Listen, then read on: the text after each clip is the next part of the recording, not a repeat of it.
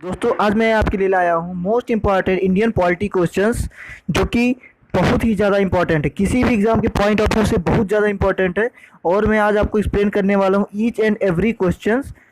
तो चलिए दोस्तों वीडियो स्टार्ट करते हैं। वीडियो शुरू करने से पहले आपसे रिक्वेस्ट है कि अगर आपने अभी तक चैनल को सब्सक्राइब नहीं किया है तो सब्सक्राइब कर लें और बेल आइकन को भी दबा दें, क्योंकि मैं डेली ऐसे इन्फॉर्मेटिव वीडियो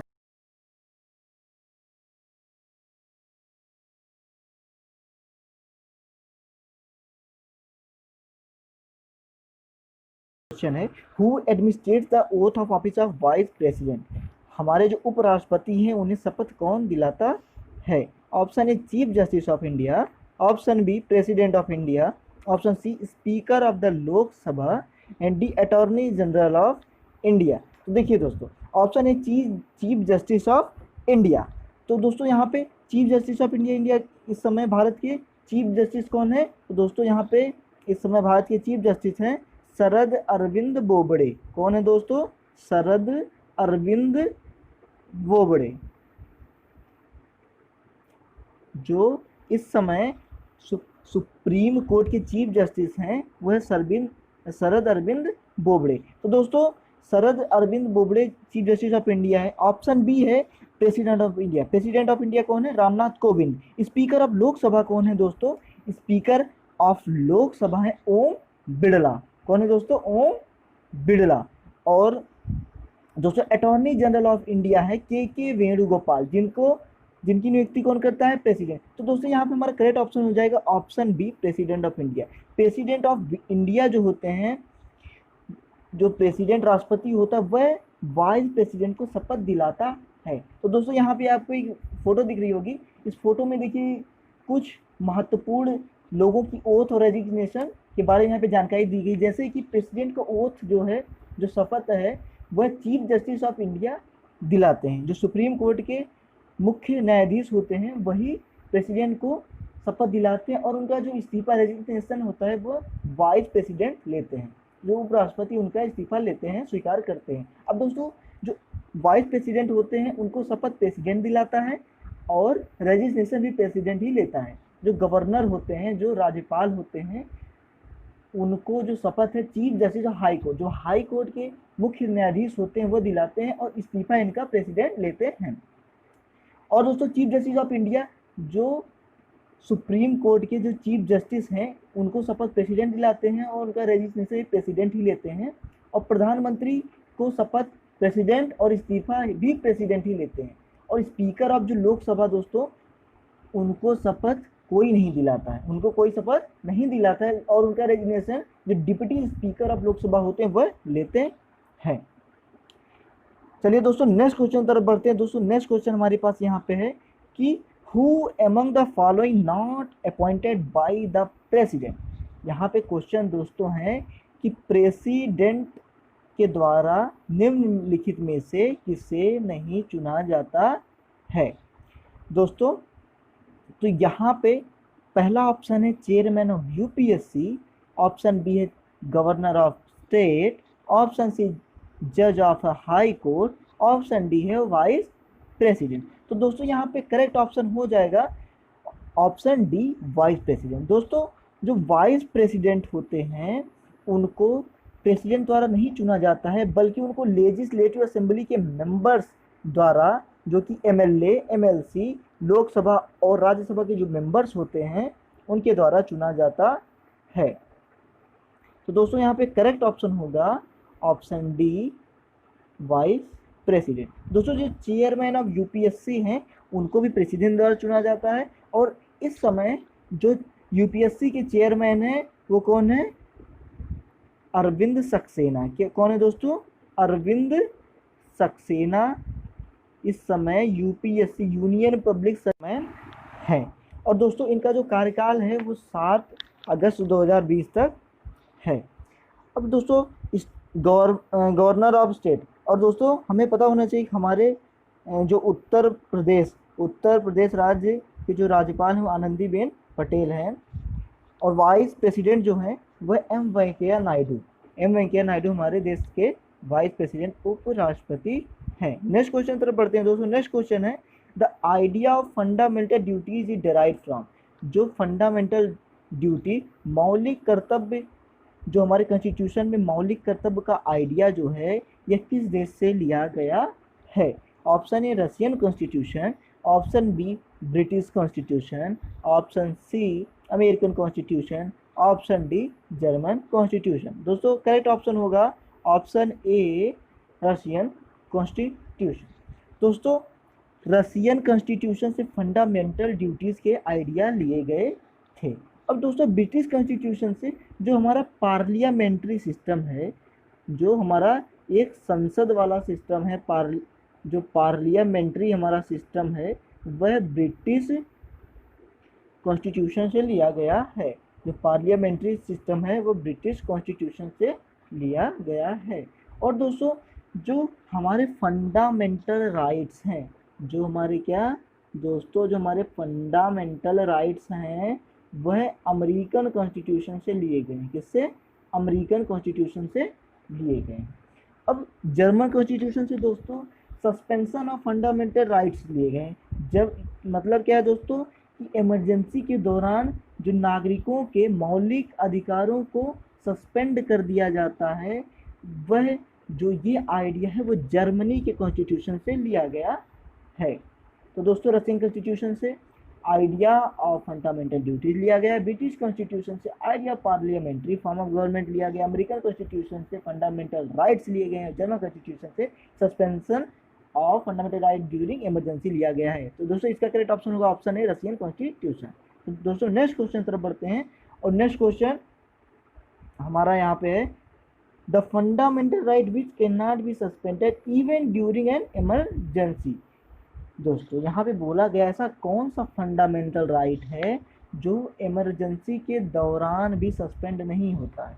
दोस्तों अभी हमने पढ़ा कि जो फंडामेंटल राइट्स जो सस्पेंड कर दिए जाते हैं इमरजेंसी के दौरान, यह आइडिया किस देश से लिया गया था? दोस्तों ये जर्मनी से लिया गया था।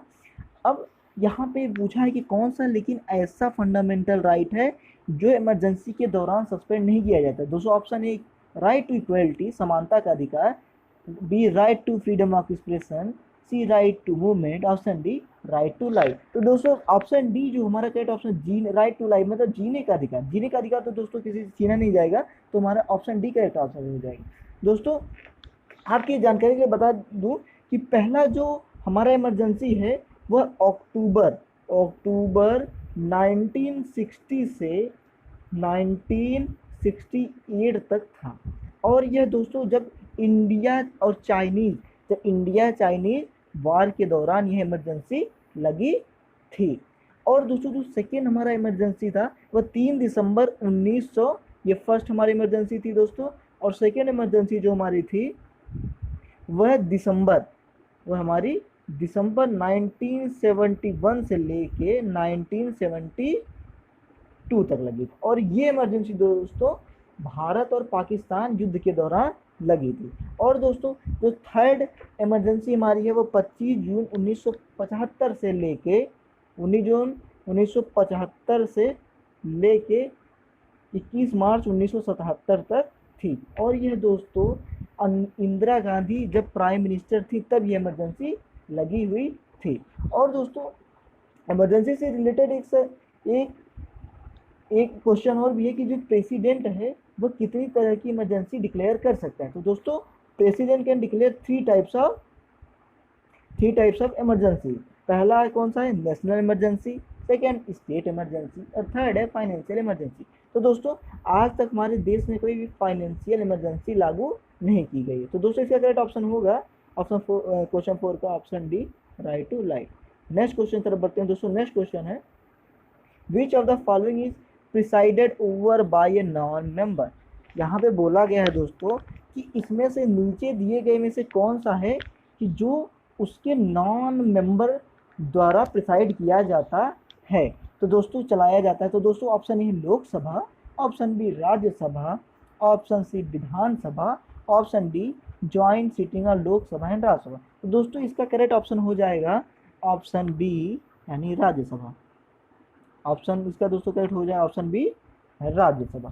अब दोस्तों यहाँ पे जो लोकसभा का दोस्तों जो मेंबर होता है, लोकसभा का मेंबर कौन होता है? लोकसभा का मेंबर वो होता है जो रिप्रेजेंटेटिव जो लोगों के द्वारा डायरेक्ट चुने जाते हैं।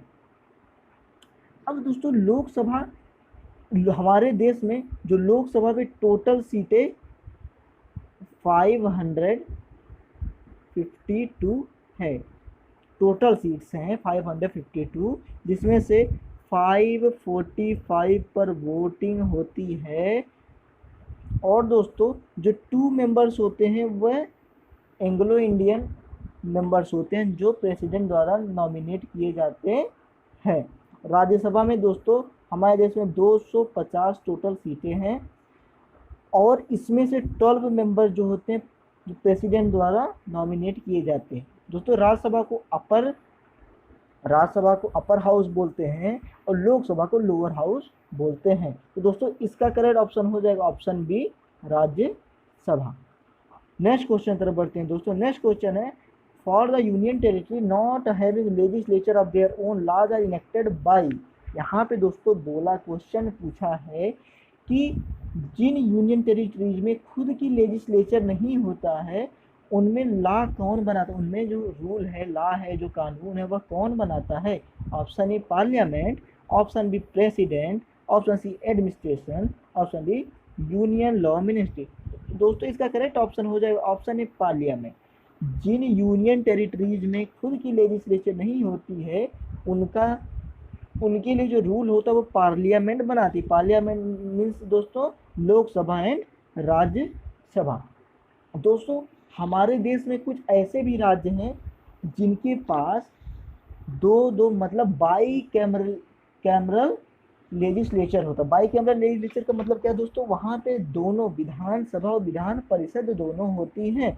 और कुछ ऐसे राज्य जिनके पास होती ही नहीं है या एक है और कुछ के पास होती नहीं है। अब दोस्तों ऐसे कौन से राज्य हैं जिनके पास विधानसभा विधान परिषद दोनों होते हैं। तो दोस्तों हमारे पास 6 ऐसे स्टेट हैं जिनके पास विधानसभा और विधान परिषद दोनों होते हैं। जैसे दोस्तों वो 6 स्टेट कौन कौन से, तो दोस्तों आंध्र प्रदेश, पहला देश है आंध्र प्रदेश, दूसरा देश है दोस्तों बिहार, तीसरा देश दोस्तों कर्नाटका, चौथा राज्य महाराष्ट्र, पांचवा राज्य है तेलंगाना और लास्ट दोस्तों उत्तर प्रदेश यूपी। दोस्तों ये 6 राज्य हैं जिनमें बाई कैमरल लेजिस्लेचर है, मतलब विधानसभा विधान परिषद दोनों हैं। चलिए दोस्तों अब नेक्स्ट क्वेश्चन तरफ बढ़ते हैं। दोस्तों नेक्स्ट क्वेश्चन हमारे पास है, the minimum age to qualify for the membership of Rajya Sabha is. Rajya Sabha का सदस्य बनने के लिए कम से कम कितनी उम्र होनी चाहिए। तो दोस्तों option A 18 years, option B 21 years, option C 25 years, option D 30 years. तो दोस्तों यहाँ पे करेक्ट ऑप्शन हो जाएगा ऑप्शन डी 30 ईयर्स। राज्यसभा का सदस्य बनने के लिए 30 साल कम से कम उम्र चाहिए होती है। अब दोस्तों लोकसभा का मेंबर बनने के लिए मिनिमम एज कितनी होती है, तो दोस्तों होती है 25। कितनी एज होती है दोस्तों, एज 25 ईयर्स। 25 ईयर्स जो होती है लोकसभा के लिए मेंबर बनने के लिए मिनिमम एज होती है। और दोस्तों एमएलए बनने के लिए भी 25 ईयर्स मिनिमम एज होती है। अब दोस्तों राष्ट्रपति प्रेसिडेंट के लिए मिनिमम एज क्या होती है, तो प्रेसिडेंट बनने के लिए दोस्तों मिनिमम एज होती है 35 ईयर्स, 35 साल। एक किसी भारत देश का राष्ट्रपति बनने के लिए 35 साल कम से कम आपकी उम्र होनी चाहिए। अब दोस्तों नेक्स्ट क्वेश्चन तरफ बढ़ते हैं। दोस्तों नेक्स्ट क्वेश्चन हमारे पास यहाँ पे है, the retirement age for supreme court जजेज इज। सुप्रीम कोर्ट के जज के लिए सेवानिवृत्ति की आयु कितनी है, सुप्रीम कोर्ट के जज के रिटायरमेंट एज कितनी होती है। तो दोस्तों इसका करेक्ट ऑप्शन हो जाएगा ऑप्शन डी 65 ईयर। दोस्तों अब हाई कोर्ट के जज की रिटायरमेंट एज कितनी होती है, तो दोस्तों जो हाई कोर्ट के जजेज होते हैं उनकी रिटायरमेंट एज होती है 62 ईयर्स। अब दोस्तों 62 ईयर्स हाई कोर्ट के जजेस की रिटायरमेंट एज है। और दोस्तों 1963 के पहले, क्या दोस्तों 1963 के पहले हाई कोर्ट के जजेस की रिटायरमेंट एज 60 ईयर्स थी। कितनी थी? 60 साल थी। लेकिन 1963 में 15वां संशोधन हुआ, संविधान में हमारा 15 अमेंडमेंट हुआ, जिसके बाद यह एज 60 से बढ़ाकर 62 ईयर्स कर दी गई। तो चलिए दोस्तों, इस 8th क्वेश्चन का आंसर हो जाएगा option D 65 years for the supreme court जजेस एंड फॉर हाई कोर्ट जजेस the age is 62 years. Next question तरफ बढ़ते हैं दोस्तों। नेक्स्ट क्वेश्चन है, one can be disqualified from voting only on the ground of. कोई भी एक इंसान जिसे वोटिंग से डिस्क्वालीफाई खाली एक शर्त पे, कौन सी वो शर्त है, उस पर किया जा सकता है।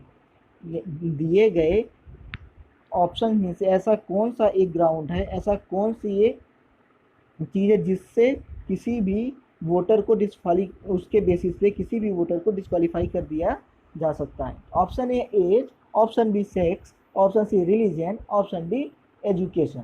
तो दोस्तों यहाँ पे हमारा ऑप्शन ए करेक्ट ऑप्शन हो जाएगा।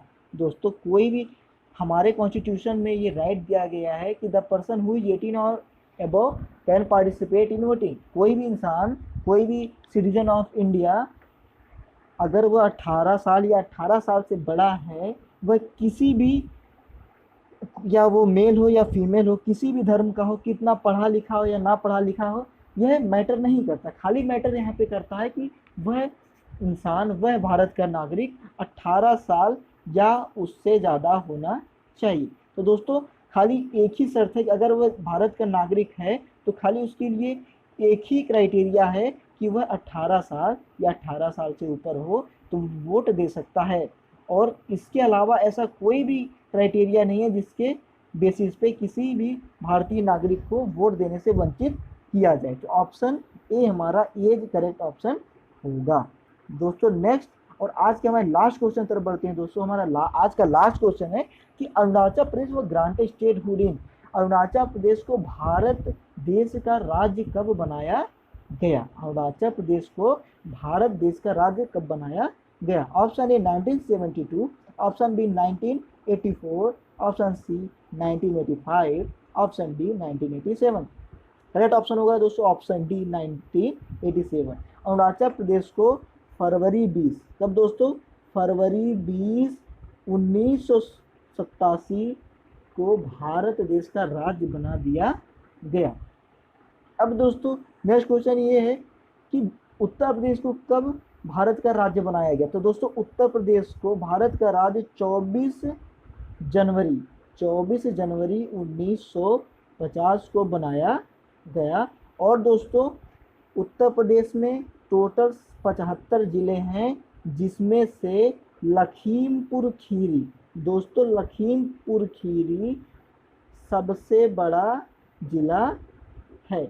उत्तर प्रदेश में 75 ज़िले हैं, जिसमें से लखीमपुर खीरी सबसे बड़ा और भदोही ज़िला सबसे छोटा ज़िला है in the term of area. तो दोस्तों यहाँ पे करेक्ट ऑप्शन था ऑप्शन डी 1987।